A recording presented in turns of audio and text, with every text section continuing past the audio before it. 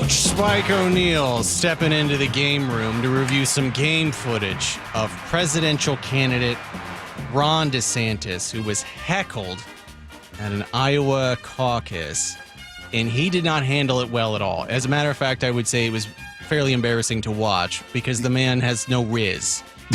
Well, you know, I'm no fan of the governor of Florida. My sister lives in Florida, has been speaking ill of Ron DeSantis for years. Right. This is not new. But I can't watch a guy perform so badly and not want to just help. Right, coach. You know, I want to coach him up a little bit because what we have here is a teachable moment. Teachable moment. Right? And it's not over for the governor from Florida. It's close. You can see over from here. It's a short bus ride without a transfer to over. Right. But if we can play a little bit of the tape of DeSantis' interaction with, let's remember, a voter. A voter. A voter at an Iowa town hall. Right. And so we're going to go through this beat by beat, and the way that we're going to frame this basically is that as opposed to just laughing and guffawing, we're going to, well, specifically Spike is going to coach up DeSantis on how to use dad voice, how to deal with a heckler, because Spike has a lifetime of live performance. Thank you. So, Laura, what's the first clip that we have for Coach to analyze before we get DeSantis back out in the field? Back out into the game. We beat Fauci on COVID. We beat a sex offender going to school. Stop it. Excuse me. Okay, stop the tape. You know what happened? Stop the tape. Okay. Now, Ron. Yeah. Ron, first off, recognize your opponent. You are not on the Republican debate stage. You don't need to overshout Vivek or Christie here. You're right. He's fallen into this habit of just bullying his way through a conversation or what he deems to be even a debate. This is a voter. This is a voter with a serious an issue, and it's hard to even understand what this voter is complaining to or heckling about. She's saying something to the effect that there's a sex offender in a Florida school. So are you saying, what would the piece of advice as Coach Spike, what would you coach up young Ron on how to deal with this phase one of being heckled? How does he approach the play? Ma'am, first off, politeness, courtesy, respect. Ma'am, I understand there's issues that are important to you.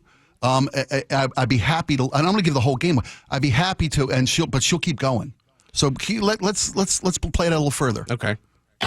What happened is we're the #1 rated state for education in the country. That's what happened. We are #1 ranked in the country. Excuse me, I'm not finished. I'm doing my thing. Oh, stop, He Ron. He sounds like a DeSantis bot, right? He sounds like this is Robo DeSantis. We have the #1 education system in the country. I am doing my thing. He sounds like someone needs to reprogram DeSantis bot. That's an excellent analysis because he has locked into the play. I'm going to hit my talking points. I'm going to we are #1 in the country in education. I beat Fauci. Imagine you're at the line of a game, right? And you've called a dive play up the middle, but they have 11 guys stacked at the line of scrimmage, and you've got 3 receivers with nobody covering them on the sides. Yeah. Read the room. Read the room, Ron. Say, we're going to call an audible here instead of just trying to ram the ball down this lady's throat. We beat Fauci. We beat that. We're going to call an audible. We're going to throw to the wide open receiver and say, ma'am, I respect you that you've got something that's passionate that you're important to you. Let's wait till what is the issue? What's the issue? Well, that would be my play. Is you take it right there and you say what is your concern, ma'am? Now you never give him the mic. Right? Now, this is something that George Lopez has always said as a stand-up comedian. You never give the heckler the mic because they might be funnier than you. So you... Well, yeah. But he's got to hear her out. Hear her out. I'll turn to you. It's like, let's show how Joe Montana would handle this situation, Ron DeSantis. But let's go to Barack Obama, who took a heckler and said, what do you have to say? Hey, give it here, and I'll redirect it, or I'll counter it with a based argument to say why what you're saying is not relevant to what we're talking about. I might even say this again. We're talking about DeSantis. We're trying to coach up Ron DeSantis, who was brutally heckled the other day. He can't think on his heels. He can't think. He cannot. He on his heels, like a defensive back who's been beat by 10 yards. His heels. Do you remember, Coach, when Trump got into it with Jim Acosta? Yes. And he threw him out? Yeah. They went back and forth for about 3.5 minutes, 4 minutes before Trump shoot him away. Right. That was the power move. DeSantis doesn't have the riz to pull that off. He's got to understand that he's got to kind of hide the ball a little bit before he, Right. The old Statue of Liberty, the annexation of Puerto Rico, whatever, call it whatever you want. I mean, hey, I'm doing my thing here. He looked like William H. Macy in Fargo. I'm cooperating here. Let's get another one here, Laura. Stop it. Stop it. His name is Alan Covey. He's the actual. We beat Fauci on COVID when they were trying to shut down and keep kids out of school. We stopped it. I'll tell you, I think the problem here is that he is exactly what you're saying. He's not receiving anything. He's not reading the play in front of him. Closed off. He's getting tunnel vision. Have you heard of the paper ceiling?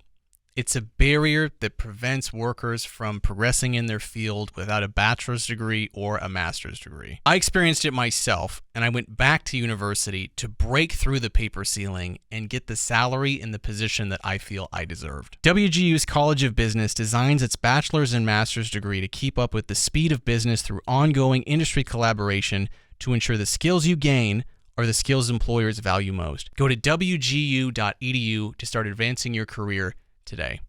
I mean, just oblivious to the situation he's in. He's been cited time and time again for having a lack of humanity, for being robotic, as you pointed out earlier in the tape. No riz. And the inability to empathize and connect to an opportunity with a one-on-one voter to say, ma'am, I can understand how devastating something like that can be.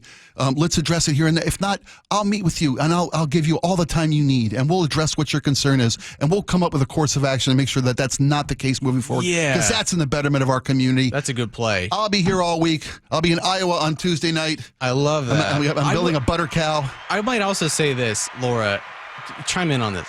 When there's a woman who's got something to say, it's very difficult to stop her from saying it, if not impossible, right? True. Right? When there's specifically, I'm just going to say this. When white women have something to say, you are going to be listening. Yeah. Do you know what I mean? When there's a Karen sighting in the crowd, you heed the warning, Ron. They will let you know exactly what's on their mind. I am rarely speechless. Thank you. And his inability Totally to recognize that woman was going to get her 2 cents out there is a detriment, I think, to his ability to navigate difficult circumstances. And you just flushed every chance at any of the female vote in Iowa. Oh, I mean, Ron.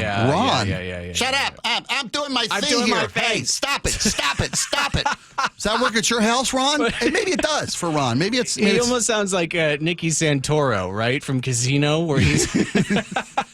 You monkey! Yeah, you know what I mean? Where he's like the Charlie Dogs, you know what I mean? Yeah. I'm pulling my way through.